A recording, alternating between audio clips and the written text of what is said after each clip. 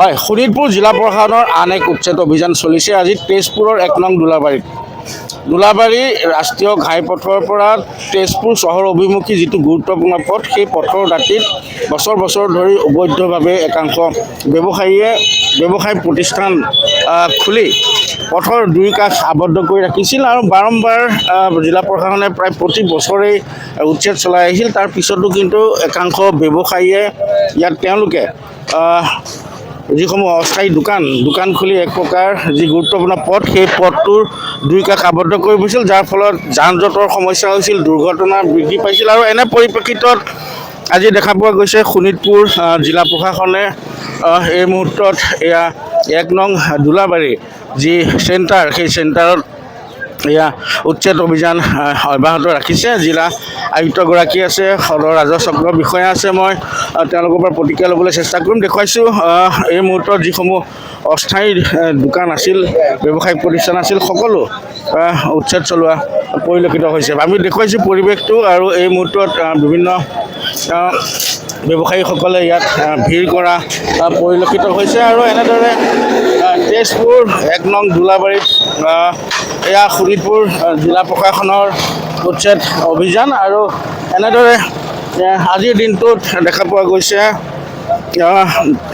দোলাবাৰীত জিলা প্ৰশাসনে অব্যাহত ৰাখিছে উচ্ছেদ অভিযান। আৰু আমি তেজপুৰ সদৰ ৰাজহ চক্ৰৰ বিষয়া আছে মাধুৰ্য বুঢ়াগোহাঁই, মই তেখেতৰ পৰা প্ৰতিক্ৰিয়া ল'বলৈ চেষ্টা কৰিম। এই মুহূৰ্তত বাৰম্বাৰ প্ৰশাসনে উচ্ছেদ চলোৱাৰ পিছতো কিন্তু অস্থায়ীভাৱে এইসমূহ দোকান ব্যৱসায় চলাই আহিছিল, যাৰ ফলত যান জঁটৰ সমস্যা বা দুৰ্ঘটনা বৃদ্ধি পাইছে।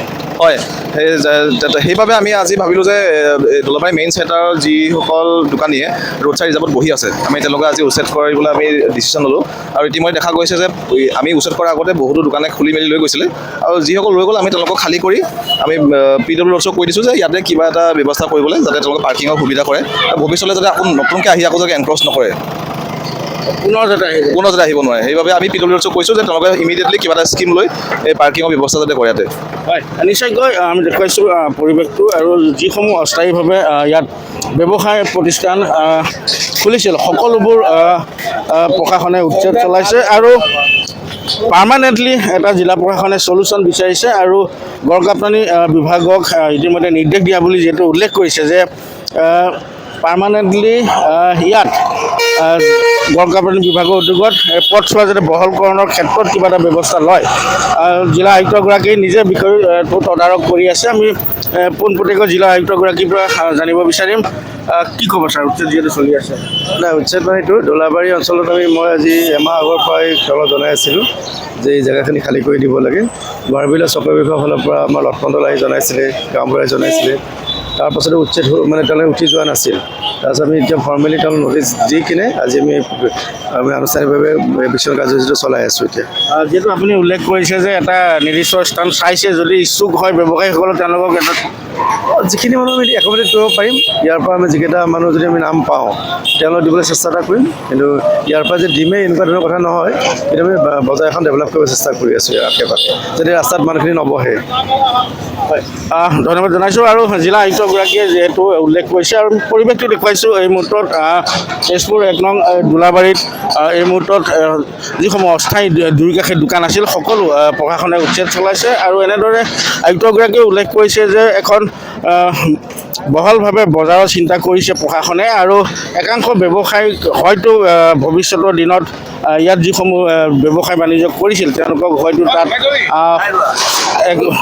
স্থাপনৰ ব্যৱস্থা কৰিব। কিন্তু এই মুহূৰ্তত দেখা পোৱা গৈছে তেজপুৰ ১ নং দোলাবাৰীত যিহেতু এইসকল ব্যৱসায়ী প্ৰতিষ্ঠান উচ্ছেদ কৰিছে প্ৰশাসনে, আৰু এনেদৰে অব্যাহত আছে এই মুহূৰ্তত ১ নং দোলাবাৰীত। মই দাদা, আপোনালোকৰ কি দোকান আছিলে?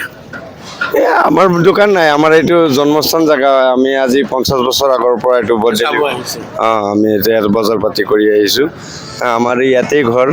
কিন্তু দোকানবোৰ যিবোৰ দিছিল, দোকানৰ ফলতো ৰাস্তাটো কাষ চাপিছিল, দুৰ্ঘটনা হয় বা এনেধৰণৰ কিবা কথা আছিলে? কেইদিনমান আগতে আমাক মহলদাৰে ইনফৰ্ম কৰিছে যে দোকানকেইটা পিছুৱাই দিবলৈ। আমি 20 ফুটকৈ ৰাস্তাৰ লগত 20 ফুটকৈ জেগা খালী ৰাখি পিছত দোকানটো আমি খুলিছোঁ। কালি ৰাতি 5টা বজাত ইনফৰ্ম কৰিছে চাৰ্কুল অফিচাৰৰ কোনোবাই আহি নটিচ এটা দিছে। তো এইটো সময়ত মানুহে কেনেকৈ পিছুৱাব? মোৰে দোকান আছে, মোৰে পাণ দোকান, মই দোকানটো আঁতৰাব পৰা নাই। মোৰ 60-70 টকাৰ মাল আছিলে, গিফ্টৰ আইটেম আছিলে, চব ভাঙি দিয়া হৈছে আৰু চব লেটা পেটা হৈ গৈছে। এতিয়া অলপ সময় দিলে, এদিন সময় দিলে আমি চবেই চাইড কৰিব পাৰিলোঁ হয়। আজি আমি দুখীয়াৰ কাৰণে আজি আমাৰ এই অৱস্থা ন। এই চৰকাৰখনে আমাক এনেকৈ চাইছে। আমাক এসপ্তাহ নহয়, এদিন সময় দিলে আমি দোকানকেইটা চাইড কৰিলোঁ হয়। আৰু একচুৱেলি চাইড কৰা আছিলে, মোৰ তাত ভিডিঅ' প্ৰুফ আছে যে কিমানখিনি চাইড কৰা হৈছিলে। আমাক যেতিয়া নেকি এসপ্তাহ আগত এটা ইনফৰ্ম কৰিছিলে যে ৰাস্তাটো খালী কৰি দিব লাগে। অলৰেডি আমি 15 ফুট জেগা ৰাখি পিছত দোকানটো খুলিছিলোঁ। পিছত ইহঁতে কৈছে যে আৰু খালী কৰিব লাগে। আমি আৰু 5 ফুট এৰি দিছোঁ। যদি এটা পাৰ্কিঙৰ কাৰণে 20 ফুট জেগা ৰখাৰ পিছতো যদি পাৰ্কিং নহয়, তেন্তে আমি কি ক'ম কওক?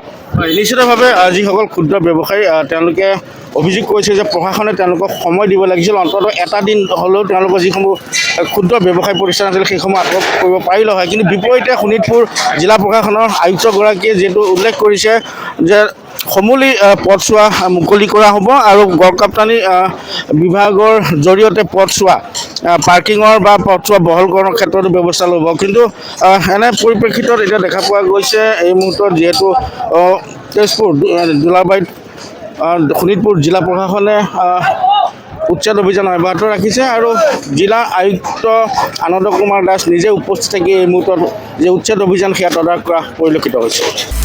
আপুনি বিচৰা বাতৰি পাব কেৱল নিউজ 18 এপত। নিউজ 18 এপ ডাউনলোড কৰিবলৈ স্কেন কৰক এই QR কোড। গুগল প্লে ষ্টৰতো পাব এই নিউজ 18 এপ।